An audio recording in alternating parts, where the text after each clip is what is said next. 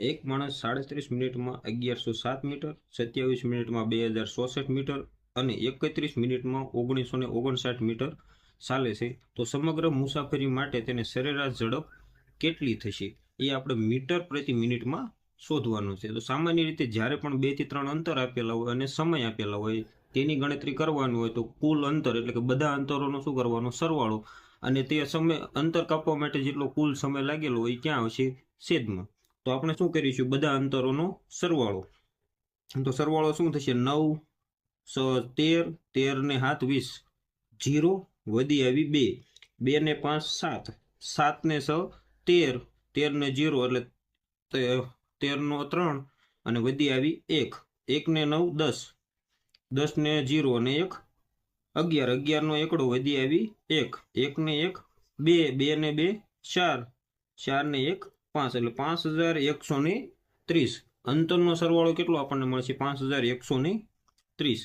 હવે આપણે શું કરવાનું થશે છેદમાં સમયનો સરવાળો. સમય શું આપેલો છે આપણને 37 મિનિટ અને 27 મિનિટ.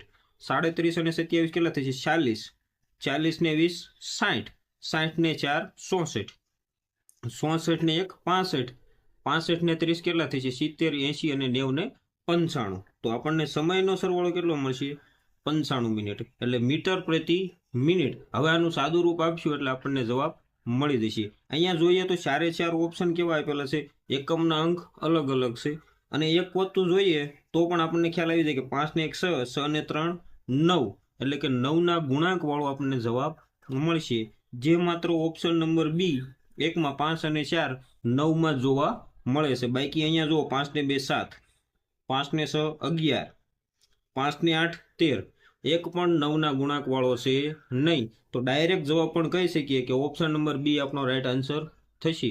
પરંતુ જો આપણે છેદ ઉડાડીએ અને સાદું રૂપ આપીએ 19 પંચા 95 5 એકા 5 0 5 દુ 10 ને 5 6 30 1026 1026 ને આપણે કેટલા વડે ભાગવાના થશે 19 વડે 19 પંચા 95 19 પંચા 95 તો અહીંયા કેટલા મળશે 7 ને 6 તો 19 4 76 એટલે કે 54 આપણને રાઈટ આન્સર મળશે. ઓપ્શન નંબર બી આપણો ખરો આન્સર થશે.